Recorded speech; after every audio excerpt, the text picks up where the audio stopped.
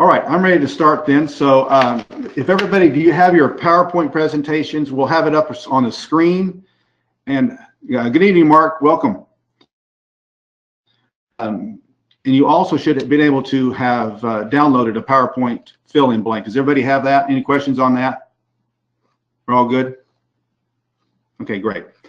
Well, we get the word of prayer, and then we'll get right into it. So, Father, we thank you tonight for your grace into our lives. We thank you for who you are into our journeys. And I pray that as we go through this process, that all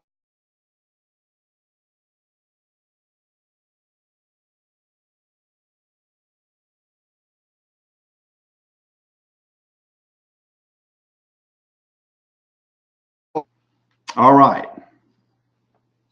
So let's begin tonight. We've entitled this whole ministry concept the L2. It's kind of an L squared issue. Is everybody hearing me okay? I'm making sure. Everybody's good? Okay. We've titled it L squared because of the lead now, lead next that we've been talking about, which is the second core value that we've come up with. So what we'll do tonight is I'll talk a little bit about what I'm calling the Jethro principle, and then we'll open it up for questions. And the questions can be on what we've talked about tonight, or if you're having questions about what's going on in the life of your church, we want you to feel free to join us. So, okay, Chad Johnson saying he can hear us sporadically. Is everybody else, are you hearing me in continuity or are you hearing me sporadically?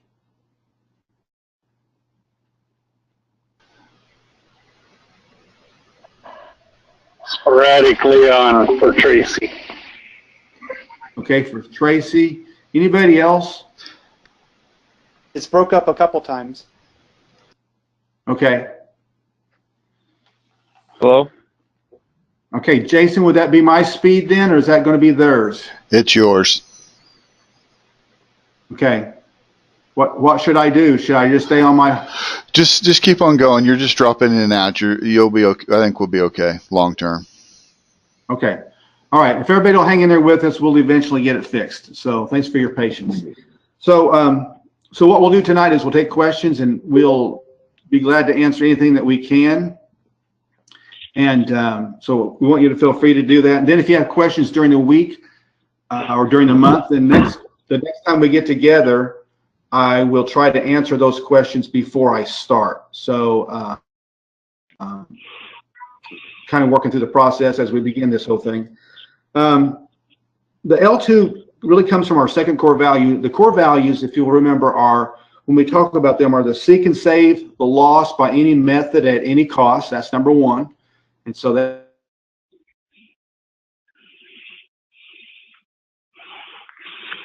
that's just doing different now lead next. So one of the arms of the lead now lead next ministry is going to be what we're doing tonight. And I want our district guys and gals to be connected. I don't want this disjointed feeling among all of us. And so I'm hoping that what we're doing tonight will create some kind of a continuity and unity in the whole process. And so then the third core value, of course, is better together, that we're better when we are working together. We're better as an individual when we come to church, and when the churches work together for a district, and when the district works together for the denomination. So those are the three core values. So if you have your Bibles tonight, you can look up Exodus chapter 18. Exodus chapter 18. Again, if you're online with us, you might want to go ahead and mute your individual computer. When we have 3 or 4 together, it creates an ecosystem for all of us. So in Exodus 18, it's the storyline with Moses, and he's griping. Actually, he's ticked off. Maybe he's burnt out. He's got an attitude. You probably have never been there. I have been there, when I felt like I was the only one doing anything. And so Moses is griping to his father-in-law, which is kind of a unique thing. He wasn't griping about his wife. He's griping about ministry and all the people that were coming in. And Jethro does that unique thing of saying to him, well, why don't you get some more judges to help you instead of being burnt out? And of course, you know the storyline then. So he goes and gets some judges to help him to divide among the people. Now, for those of you who are not familiar with this story, we know that there were at least 600,000 men. So you take that with wife and you just give each one 2 family members. Now you're at 2.4 million people. So that means that Moses was being the judge for 2.4 million people. That is more people in the entire surrounding area of Kansas City, Missouri, than we have altogether. For every small city, that means he was the one judge for an entire area. So no wonder why he was being burnt out. I'd have been burnt out too if I'd have had that many there. So I think there are too many of us who are functioning with a Moses mentality rather than a Jethro mentality. And so tonight I want us to look at what it would take for us to move from being having the Moses mentality to the Jethro mentality. All right.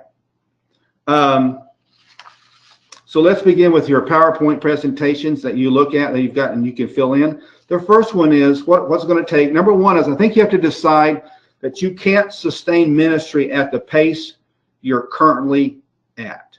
You can't sustain ministry at the pace you're currently at. For those of you who've ran track or done any type of sports, you know there's a huge difference in training for those who run dashes, the 100, the 200, the 400, even the 800, versus the 2 mile or even a 5K or a 25K. It's a whole different ballgame on that pace and how that whole thing works. I think sometimes we think we're running in a dash in the ministry when in reality, we're on a journey. And we've got to decide, what can I do to sustain my ministry, understanding that I'm in a journey, not in a 100-meter race. So part of that struggle with that is understanding that everything that I do doesn't have to be done right now. It goes back to the conversation about the urgent and the necessary. Sometimes we will let the urgent drive the necessary. In other words, and I understand that. If you get a call and somebody's in the hospital and you're working on a message, you can't say to somebody, I'm sorry, I'm working on a message. I hope they make it. If it's a life or death issue, that person wants you there, wants the family there. Or just like it happened this week when an individual died and they could not get hold of a pastor to get in there. And so those are always tough situations that occur. I had that happen just in the beginning of my ministry. I came in on a Monday morning, and it was before cell phones were real popular, and I ran out in town to do some errands. And when I got back on the voice machine, there was this urgent call. You need to come to the hospital.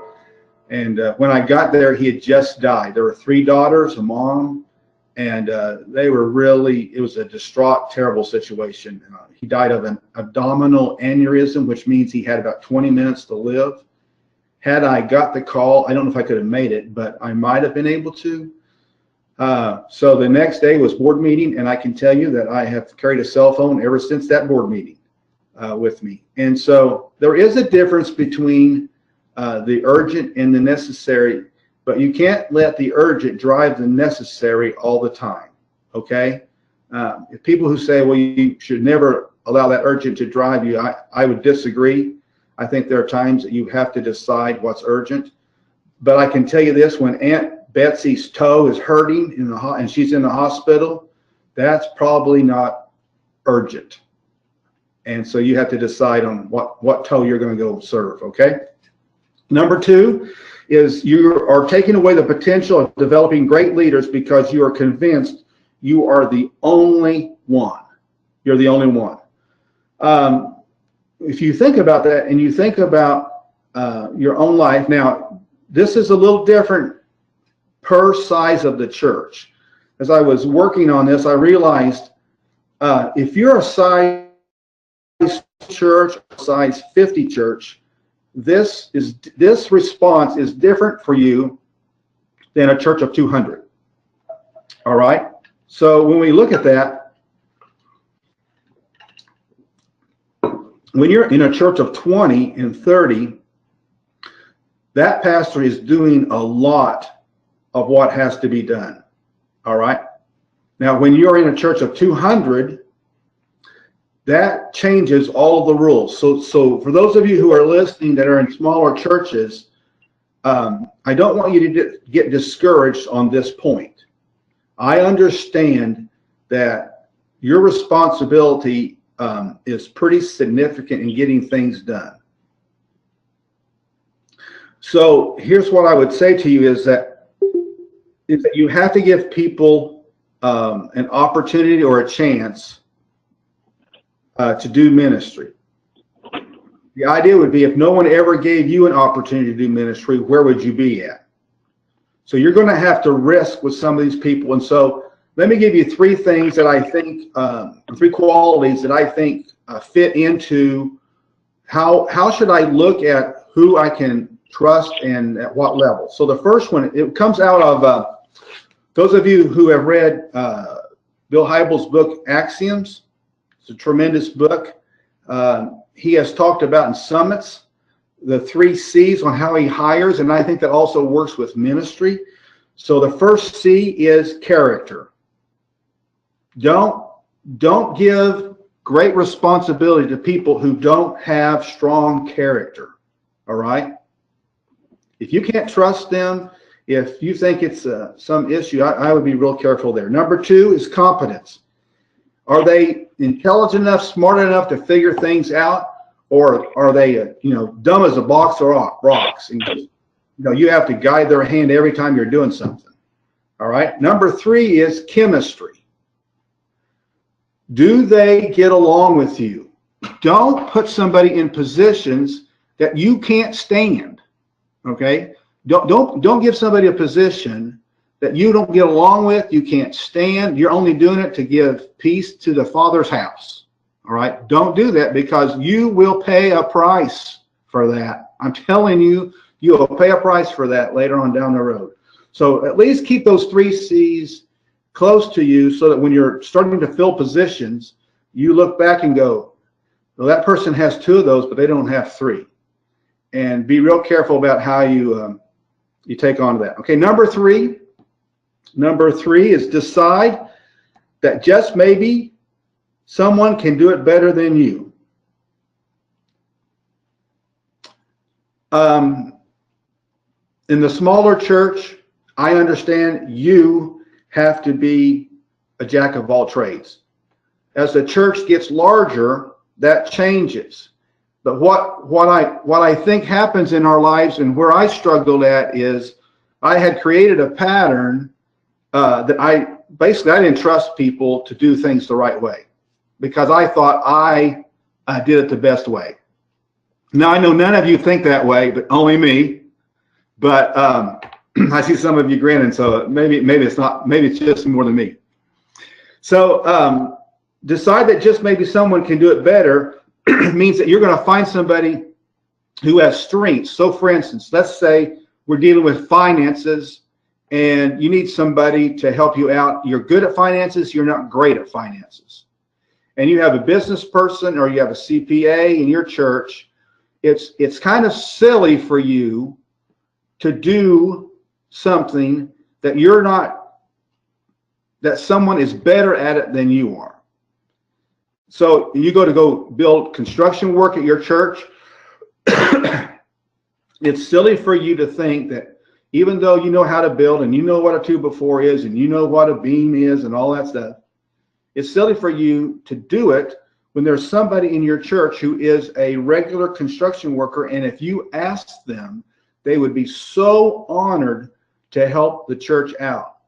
So if you have those kind of people who have those talents, don't be afraid to begin to move into that area. Now, those of you who have been on staff and not pastor a church of 20 and 30 and 40, this may be a little tough to grasp, because in your mindset, you may be thinking, well, I've always done that. For those of you who are in a smaller church, you're thinking, I don't even have somebody like that. But as the church grows, and I think that all of you are going to have growing churches, or some of you, in one way, really, a lot of you already have growing churches. So I just want to say to you, as that church grows, think about handing off some of these tasks to others. Don't be afraid of it, okay? Number 4, realize it does not have to be perfect, which of course is where you perform. Nobody does it better or quite as well as you do. This was tough on me. I don't think I'm a perfectionist, but I like well-greased machines. And I like things to work well. And so yesterday, when things were falling apart, I was in stitches. It's hard on me. And I guess I created a false reality around myself, or I have created this false reality around myself that what I do is always the best, and that I can do it the best way. And so I've had to say, maybe I was wrong. And maybe there are other people who can do it much better than I am. And maybe I don't do it perfect. And so there may be some of you who would be feeling along the same line of, well, I do it so much better than they would do it. But in reality, maybe you don't. Okay? So number 5 is when you let go, others will catch it.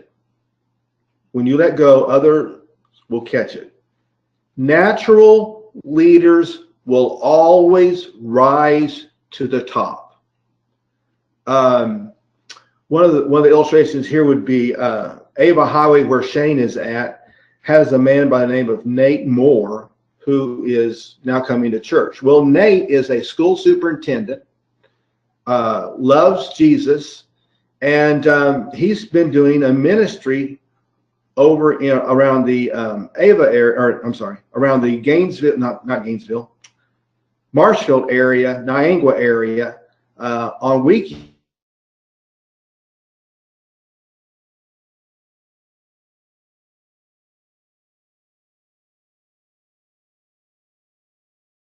And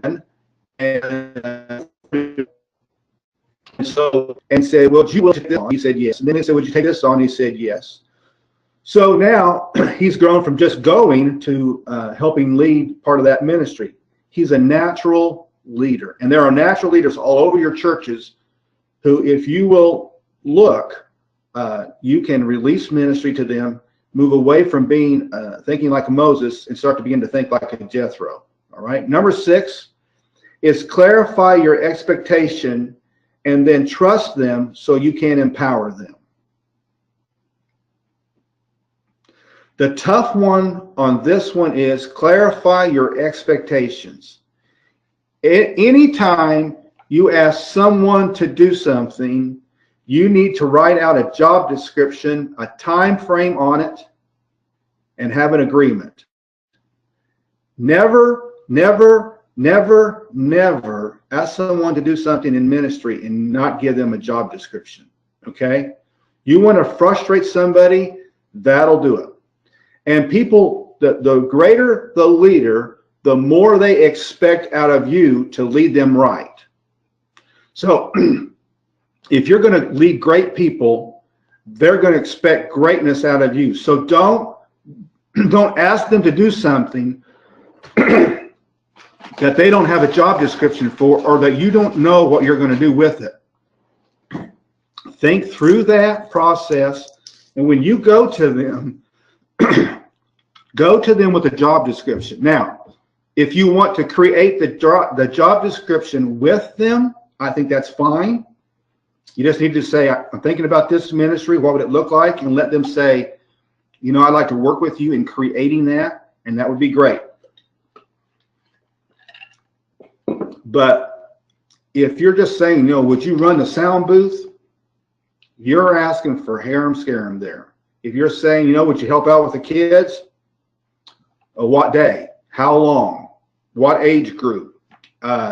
You've got to clarify all that. As the church grows, that becomes more necessary to clarify.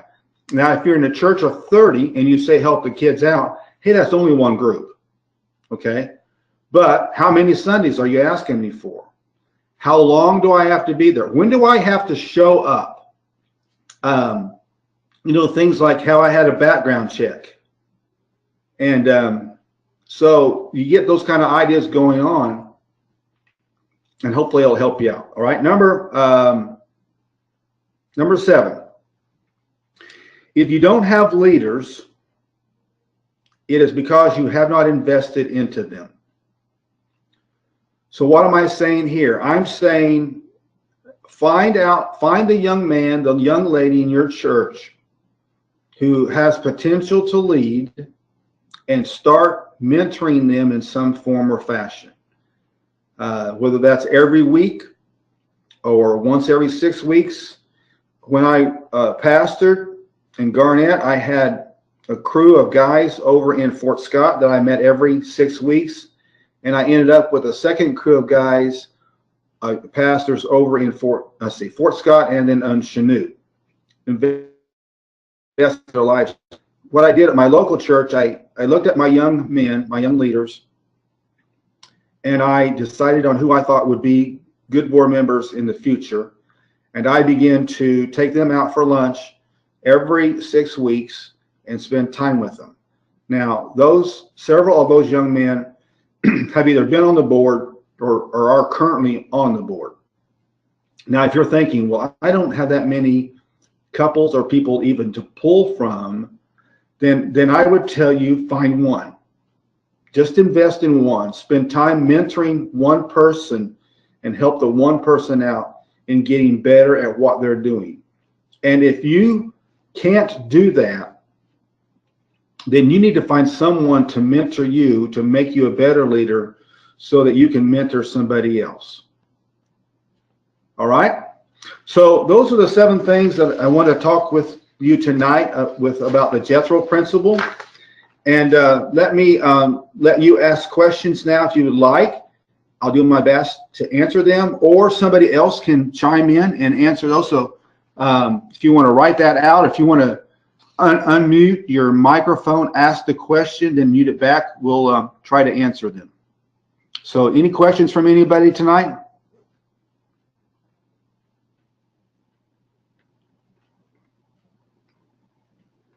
Chad has one. Okay, go right ahead. If you can hear me. Yes, I can. Are there any prepared curriculum or resources to help communicate to those churches of 30 or 40 the role of pastor and shepherd and leader, so that they begin to assume those leadership roles and not expect the pastor to do everything, because sometimes by default he or she is. And so how do we transition them so that you begin delegating? They said, well, pastor, you've been doing that. I don't think I'll get any blowback from the people here at Grace, but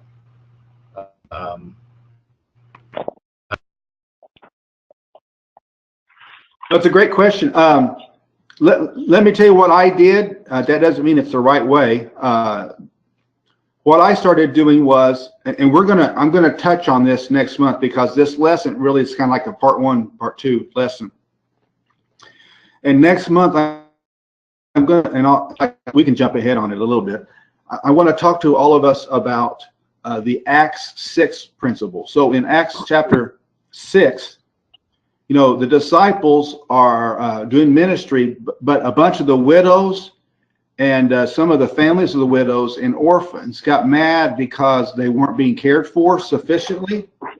And so they approach the disciples and they gripe about it. And so the disciples go and get some Gentiles, of all people, to help them out in doing ministry. And so I think for me, what I did was when the Lord gave me the Acts 6 principle of multiplying ministry, I took that and then I went back to the board and we literally divided out ministries and created a flow chart. And we're going to talk about that next month, how that all worked out. Now, here's the catch for this, Chad, and this is kind of, I'm not demeaning the manual or how we have been all these years, but the manual appears to me to be written to largely smaller churches. The larger the church becomes, the more the manual creates some sticky points and becomes really tough to work with. So working with the trustees and the head stewards and the head trustee positions, you can create flow charts and we can send those out. But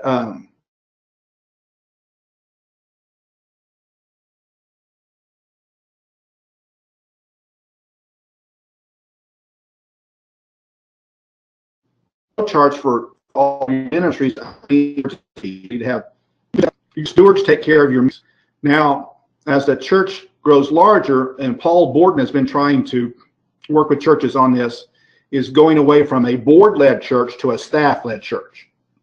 So, for instance, we've been talking with Shane on this, on creating a board, or going away from a board, moving into a staff-led. And so he actually is working with every church. So every church that's doing the Paul Borden thing is moving into a staff-led church, which means you have somebody that's in charge of music or worship, somebody who's in charge of finances, somebody who's in charge of the building, somebody who's in charge of whatever. And that becomes your staff. So what happens is the pastor casts the vision, the church board approves the budget and how that is to be done, or what's to be done, and then the staff carries it out. So if you budget for $1,000 for whatever, or $100 for whatever, you don't have to go back to the board every week or every month and ask for $5. Those days are over with. So once the board okays the vision of the pastor, then you can move into that process. So there's two separate models for that. It depends on which direction you want to go, how you want to get that done to work with. Most large churches move into the staff-led church. Okay, so if you're here tonight and you're part of the Paul Borden thing, then you're amening me. You're going, yeah, that's what we're doing. If you're a smaller church and you haven't had Paul Borden, you may be doing the head trustee, head steward model, and that's okay, and can work really well, probably up to a point when you might have to try to move away a little bit from that. So I would say I would start with my church board, Chad, and then have conversations and then allow them to approve some kind of division of ministry, and so that the church board is the one doing that rather than you, and they can get the word out in a way that says the church board has decided we're going this direction for ministry. Great question. Does that answer it any?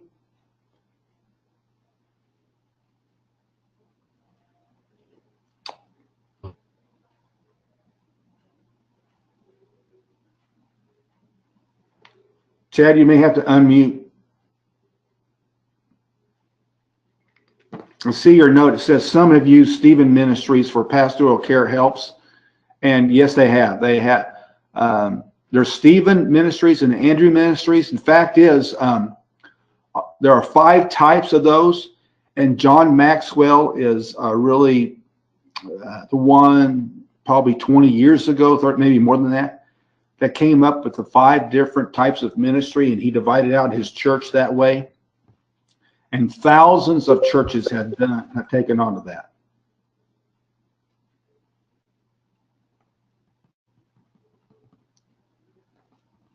Okay. Hopefully that answers that. Chad, let me know. Hey, Phil, can I add something? Yes, please. I just want to say when I went into board meeting last week, beforehand, we're doing Paul Borden here, and beforehand, the board felt very uninformed about anything that was going on in the church. And so if you're going through Paul Borden, what I've done as a staff-led church, and I feel like every church, well, large churches, even small churches can do it the same way, but one that has many people on staff, I think the church should always be led by the staff, because the people need to know who's leading them and where we're going. But what I want to say is I have required all of my staff, my children's, my youth, and my worship are my main to submit a board report. And basically what that does is just tells the board that they're not useless, that they're there. They're holding me accountable, and I've told my board this, that you guys are holding me accountable, and I expect my staff to be accountable, and so this is the way that we're going to do it.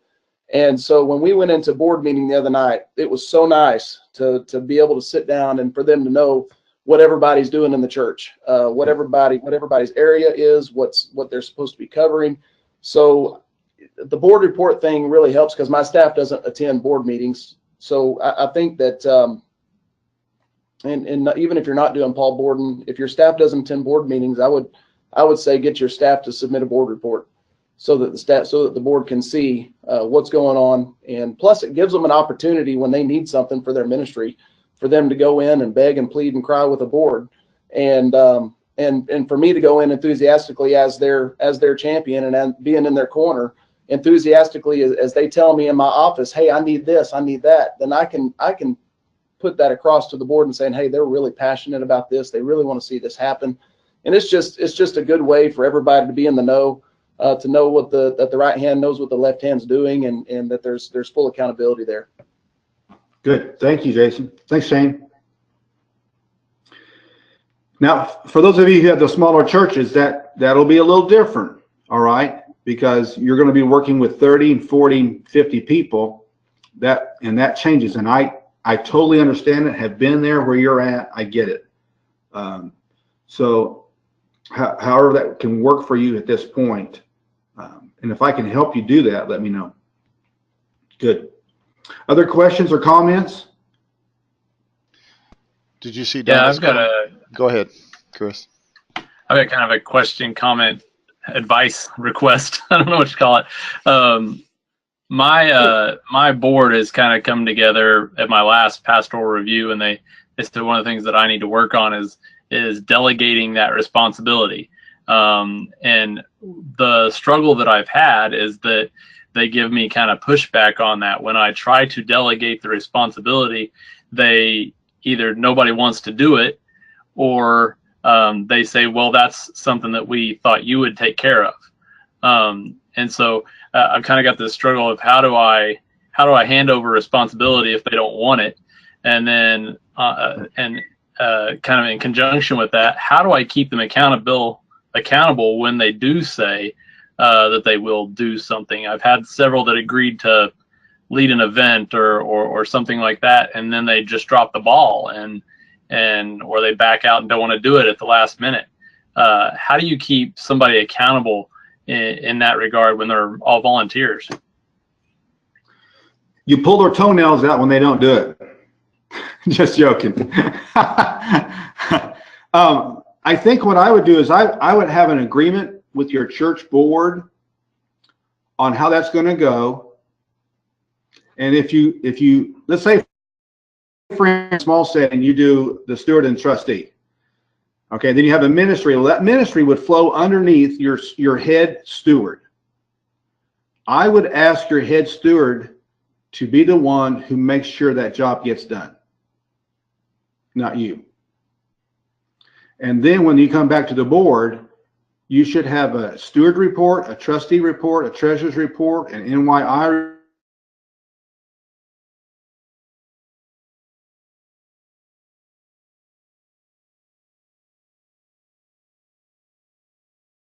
report, a census, 5 groups set a report. And here's what that report should look like. Number one, I would ask them to have a personal testimony. How are you doing spiritually right now? First paragraph. Second paragraph, what did you accomplish last month out of the agenda that we've talked about? Third paragraph, what are you going to do next month? And so that becomes written documentation.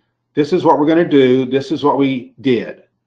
And so the next month when you come back, you just go back to the board reports and say, okay, now, Joe, you were supposed to be doing such and such. How'd that go?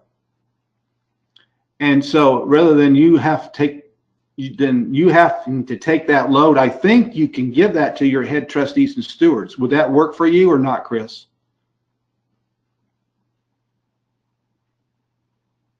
Sorry, I had to unhide my button. It kind of would and wouldn't. I guess we don't really have a head steward or a head trustee. And when I have kind of tried to even delegate to those 2 groups as the trustees and stewards on the board, because we do have that division set up, even when I've tried to delegate to them, they always want me present in all the meetings.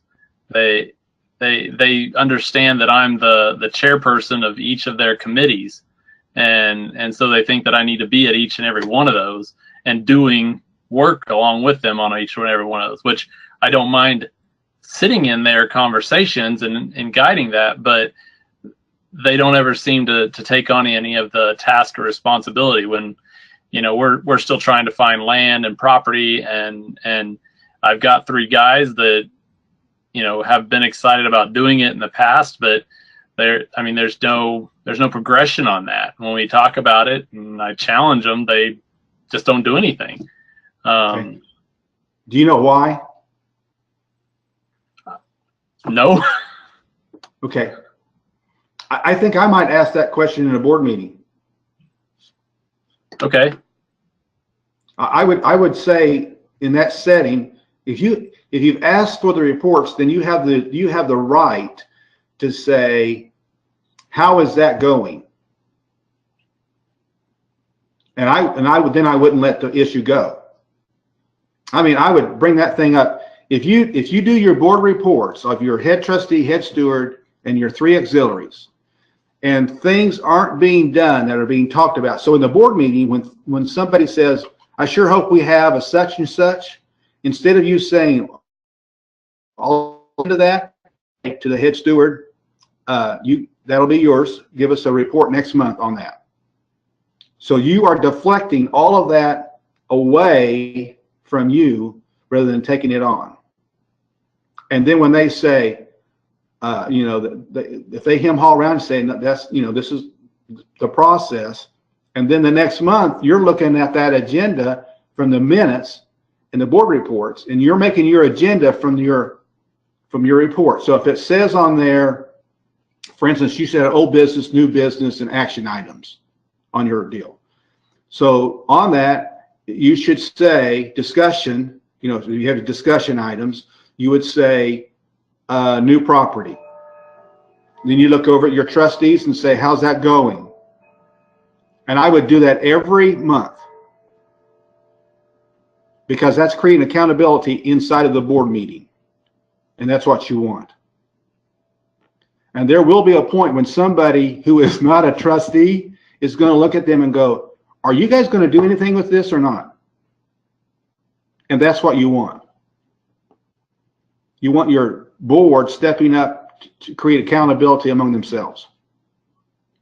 So as I start to do that, and people stop being willing to serve on the board, how do you fill your board? Because right now we're hard pressed to vote in 6 people because nobody wants to do it. We just had a yes no last year because all we had was the people that we had. So how do you balance that? I like what you've said. I think you're right, and I'm gonna try to put that into practice a little bit better. But I know that there'll be pushback on that just because they feel like they're too busy. They feel like they've got all these other responsibilities, and basically the church has taken too long to get to where they thought they would be able to back out of responsibilities. I think is part of the experience that they've had. Okay. If they're burnt out, if your leaders are burnt out, I would have the meeting before the meeting with your head trustee and your head steward. So I would make time to sit down with them before you have your board meeting each month to say, how are things going? And you can let them talk to you about how actually things are going. They may say things to you in that meeting that they would never say in the board meeting. And that will help you to help them. Probably what most people want to keep them from being burnt out is they want some kind of support system, and they want to know that somebody cares. And if you could provide both, I would guess to say, in my experience, I would say that will help you out a long way. Okay. How do we appoint the head trustee and head steward? Is that an election thing? I missed that somewhere along the way. No, you're fine. I would allow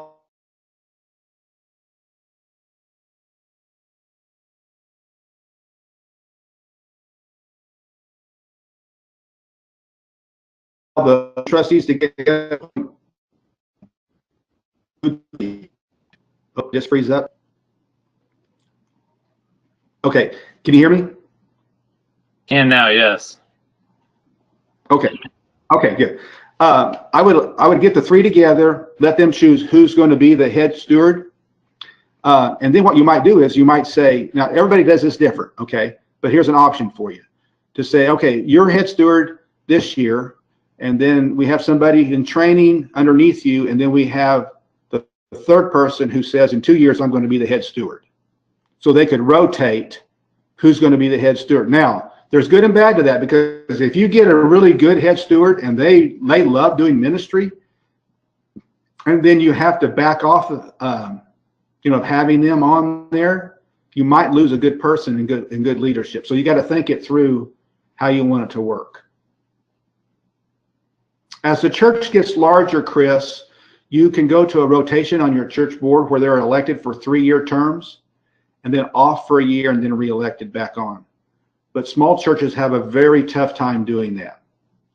Yeah, we kind of put that policy into practice, and now we're kind of limited on the scope of who fits within those qualifications and who would actually serve. So currently we're able to do that, but it's just, you're limited to the 9 people in the church that will and are able and qualified to serve. So can I interject something? Yes, you can. One thing, it sounds like maybe just some revision casting. I almost wonder with that board going over Act 6 and asking, how would this apply to us? And so maybe that might open that door for you to expand your ministry, so they know you want to focus on, preaching and reading of the word, and have them help, and then maybe say, why are we doing what we're doing? Because sometimes burnout comes when you don't feel like you're gaining any ground, and they may just need to see the vision of what you're wanting them to do. Just an idea. Yeah. No, thank you. Was that Tracy? Yeah. Yeah. Thank you. that's good. Thank you very guys. Somebody came up with a question. Says something about, do we have stewards and trustees mentioned in the New Testament? And actually, the stewards and trustees come out of the manual, and it would come away from, there's 2 separate words in the Greek that are used for those 2 words. And so our concept really is coming out of kind of working with the Greek words a little bit more on all of that. But no, I appreciate whoever's asked that question. I appreciate that. But out of the manual, You'll even have job descriptions for both stewards and trustees. Good. Any more questions? Have I missed any comments, Jason? I'm trying to watch both. Have I missed any written questions? Well, Donna had made a comment earlier about I probably missed it. when a church is staff-led, do we not take the chance of people not using their gifts and serving? Okay, read that to me one more time. Donna said that when the church is staff-led, do we not take the chance of people not using their gifts and serving? I would think that a staff-led church would be even more divided, more of the Jethro principle, because the staff should be working with the church board to spread that ministry out. So they're just like an overseer, making sure the ministries are getting done. Great question. Good insight. Any more? I want to honor your time. So let me tell you, each of you, thank you for being part of tonight. I would appreciate your feedback. I think I'm a big boy, so I think I can take whatever you want to throw at me, good or bad. It will help me do better at this. And if we need to come at it from a different angle, I would really appreciate any input. So if you could do that, maybe you could do that through, let's do that through email. So the PRhodes@JoplinDistrictNAS.org. If you could send me your comments on that, and then I can consolidate them together and hopefully get better at doing this process. So I hope it's been good tonight. Thanks for those.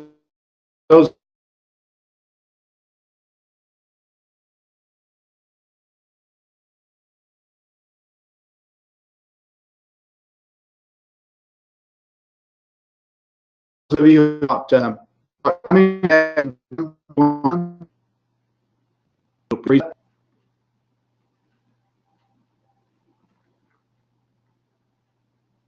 okay, so just want to say thanks to everybody, and hope you have a great rest of the evening. So take care and God bless. And as I used to say to all, let me bless you with the blessing of going His grace. All right. God bless you guys. Thanks, guys and gals. You guys are wonderful. Thanks for letting me be a part of your lives.